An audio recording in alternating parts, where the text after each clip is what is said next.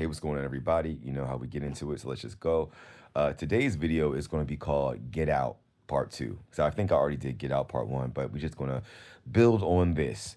Um, in short, my theory and plan would be for black people to move out of southern states. Now, I know it sounds radical, but just hear me the fuck out. So let's just ride with this. Let's just talk about the political history and landscape. So let's just start off with the fact that we know the majority of black people in this nation do live in the South, right? You know, history of slavery. You know, there was a great migration, people moving to cities and urban areas. Yeah, yeah, yeah. But still, as it remains, the majority of black people are living in southern states. And the highest concentration of black people per capita, I believe, is like in Mississippi, South Carolina, Georgia, those states. I think North Carolina as well, where like they represent like basically a third of the population in those states. And historically, we know through races in America, you know, with the need for the Civil Rights Act, that like these municipalities have done everything in their power to ensure that these black people do not get a say in the vote. And when they were forced to have them vote, they make sure they are underrepresented. So we have statistically verifiable information to show what gerrymandering does. In case you don't know what gerrymandering is, it basically is like partisan districting to make sure that a particular party is overrepresented in state and federal government. And we know both parties do this. However, internet is your friend. Do a simple Grok, a simple Gemini, a simple Chat GPT request and ask, you know, what party gerrymanders more? And if gerrymandering was eliminated, what party would stand to gain more seats? Every single thing will tell you Democrats stand to gain more seats because Republicans gerrymander certainly a lot more.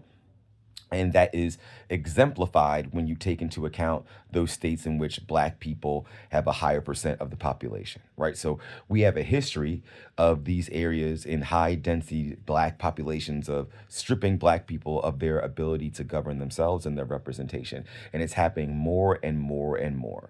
So you have that historical context. Let's bring it to the modern day. All these people, like right now, you know, of course, hopefully you haven't been living under a rock, and you heard that the Civil Rights Act is under attack right now because Louisiana is suing and saying that the Civil Rights Act is actually racist against white people. That the fact that there's all this historical evidence that show that, like, you know, black people have had poll taxes against us, have to have no representation, we're representing a lot of people, and we have no voice in politics. So the government said, hey, that's not fair. So, you know, there's actions that ensure that there's like black districts to be represented in a state that has such high propensity of black people. But ironically, white people are saying that that is racist against them. So they are making sure that, you know, Mississippi currently has, I think, 10 delegates, and they have one delegate that is black, right? So out of 10 districts, even though they're a third of the population, which means they should have at least 3 seats, they just have one already. And right now, they're fighting to get rid of that one. They're fighting to have it be all ruby red and have like absolutely no black voice, no representation in any district. And to chop up, to make, you know, instead of having things naturally in like a scientific way, because there are scientific ways to district states, right? You know, several states have done it, like California, that actually show based on fairness, you know, to be able to break it down. But these unfair things really show that they're disproportionately fucking up black people. Um, you add that with people like Trump telling Texas and places like North Carolina, they're also passing these racist ass maps that literally eliminate all Democratic, all people of color representation, despite how much they have of a population in that state. And then in those states, what are they doing? They're changing voter registration laws. They're restricting early voting. They're taking away vote by mail. They're literally doing everything possible that will disproportionately impact people of color to make sure that we don't vote, or we have, and when we do vote, that our vote is diluted. And it's never going to change. These states have shown that they are never going to change. In fact, they're going to become more clever and more inspired to fucking dilute and take away our vote. The only solution is moving.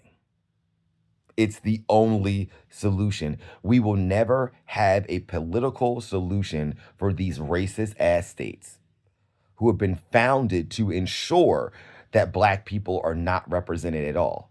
right? They don't care about fairness. They don't care about, hey, there's a third of the people in the state that have zero voice in government. They don't give a fuck. They never will. So why are you living there?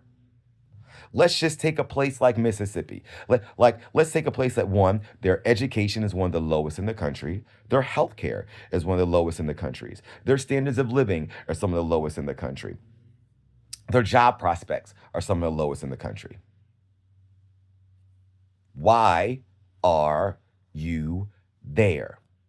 All you are doing, black and brown people living in Mississippi, is giving them your tax dollars so they can use that to discriminate against you. You're giving them your body so they can count you, so they can get more seats for themselves to then misrepresent you or underrepresent you. The only solution that they are not fucking up right now is you leaving.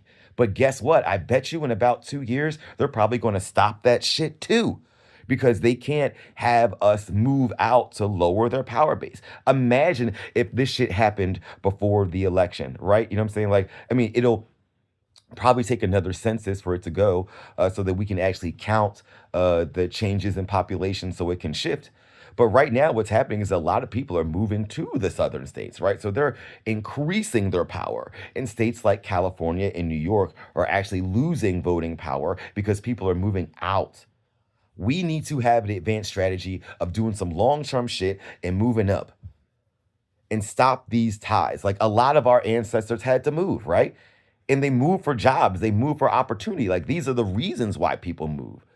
And all those things, like, even if you weren't talking about gerrymandering, you weren't talking about them trying to fuck up your voice and take your representation down, just move for the fact that you have better schools, the fact that you have, better healthcare, the fact that you have better jobs, right? You have better quality of life,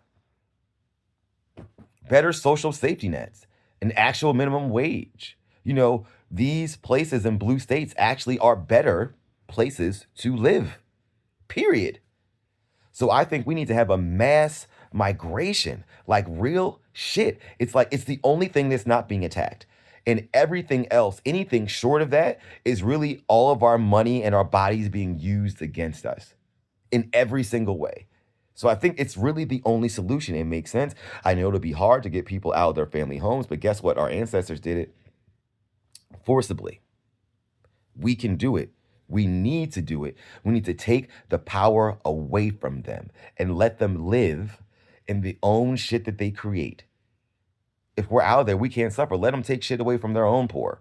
Let them take education away from their own kids. Let's get the fuck out. Start it now. Until next time.